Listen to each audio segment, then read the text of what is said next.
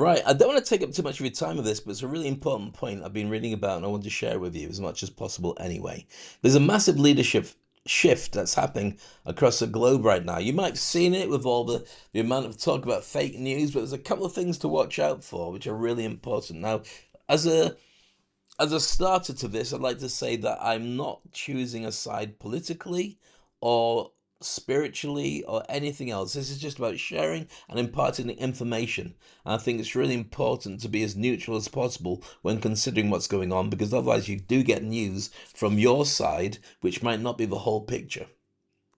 So there's a massive shift globally in what people will believe. We also have a massive amount of fear of what's going to happen next. Nobody can predict who's going to get voted into America. We can't predict what China's going to do, what India's going to do. And if you're from any of the countries I've mentioned, before you start getting spiky, I just want to say that you can't predict it either. We just know there's a lot of flux and you can feel there's a real change and tension. There's wars breaking out that don't need to be happening, but there's real turmoil as everybody's going for a bit of a land grab and a bit of a tech grab. So there's a couple of factors I want to share with you, which I think you'll find interesting. First of all, if you are interested in the thoughts of Ray Dalio, multi-billionaire, worth his portfolio is worth about 150 billion, I believe. He was sharing on a chat with Stephen Bartlett, Diary of a CEO, about the fact that every 80 years there's a change in culture, in economic power, in leadership, and global domination every 80 years. And it's been like that all the way through back in time. Whether you're looking at the Romans or you're looking at the British Empire, looking at the Dutch Empire, Spanish Empire, there's always a handover spot. Now, I've got all the details. I'm not going to spend too long on it because this video will take forever to get to the point of saying it. But what I can say is when you're considering these shifts, you can talk about the 80-year pattern and also the fact it goes back to medieval days. I mean, literally from the Spanish to the British naval dominance, looking at the Dutch Golden Empire to British Empire as well, and American society, and so on, the Cold War. When you start analysing it, there's a couple of things that fall out in front of you, which are quite significant. First of all, and you can tell whether you feel that this is the case right now, there's a shifting of the middle class. It shrinks because the money goes up. The rich people get richer, the poor people get poorer, and so it squeezes the middle. Now, you need to have a really strong middle class. Why? Because what happens is the middle class are the ones that drive the stability of any country. They make enough money to be intellectually interested in helping things, and they still do well. Well, what happens is if they don't feel that, they'll go to a place where they do feel safe, where there's less division, less turmoil, and they don't feel that they're in danger.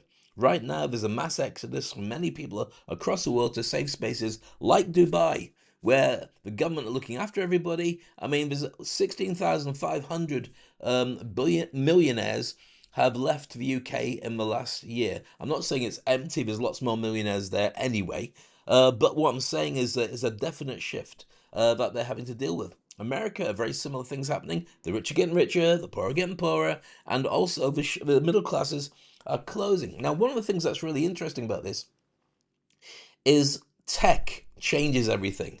At every shift, there's a new bit of tech that makes a difference. So when the Romans took over, what did they do? They introduced, amongst other things about housing and so on and cooking and so on, but they introduced roads. The technology was to do big, long, straight roads. You could send armies on them to take over other countries. You could do commerce on them, and you could do a number of different things, resettle people on these long roads. That was the technology that we're talking about. There's a shift again from Paris to America to Hollywood with a cultural shift of movies and fashion and all the stuff that took over. That's a big one. Another one's a huge shift is just looking at the role of compasses and naval warfare. That was such a huge one. The British took advantage and made a great big empire until that became bulky and it shifted. The Second World War and the First World War made a massive difference. I've already mentioned the fact that this is 2025. Go back 80 years, 1945, end of Second World War. Big shift in the way that the world was divided up and who was in charge. We're kind of heading to that time round about now. It's 80 years later. Love to know your thoughts on it. It's food for thought. I'm going to give you a solution. So, what do we have? The tech challenges right now mean that we're caught between America and Europe. Well, it used to be and Europe, it's just America, Europe, separate at the moment. And you've got China and India, all driving a battle based on AI. AI is making a shift. The internet didn't make the shift, but AI is really making a big difference. And all the big hitters, the millionaires are doing okay. The billionaires are buying media so they can drive the news and the narrative that they want to. So Trump's got Truth Social, and you've got Musk, who's got X, was Twitter.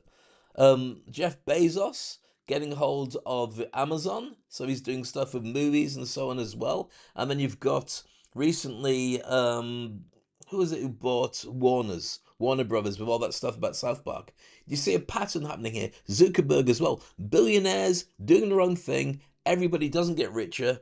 The poorer get poorer, and that's where it's being driven. Middle classes are freezing. So, what you need to consider is a thought leadership. Why is that so important? Because when you turn around and act as a leader, you kind of like fill a gap. Your media ability grows because you stand out more than anybody else and you recognize more than anybody else, but also you become like a town sheriff, but in your industry. Somebody who they respect, somebody who gives a word of reason on their particular subject. I'm not saying get into politics or get into religion. None of those things. They're your choice. I would personally avoid them. I would stick in your lane of what you do really, really well and connect with people who do really, really well. You got to speak. You got to have a great brand. You got to be great at LinkedIn. You got to do live events. You got to build your own community, and you got to harness the skills of tech, and you got to leverage that to be able to talk to the billionaires. Talk to the big hitters so you're on their radar and they respect you as well. And you've got to put your money when you start creating it into different portfolios because you never know which country you can stay in and you never know where your money will go and disappear from in such a volatile world. Have I scared you? Probably not. That's not my intention. It's purely meant as a wake up call. That's why I created this group of the Thought Leaders Network, and that's why I'm making it such an easy entry to get in at $97 a month. Because what I've got at this moment in time with the big rooms is too clunky to really have conversations or do partnerships or joint ventures or meet investors or do deals. It's like trying to have a business based in a corridor where everyone's moving past you all the time.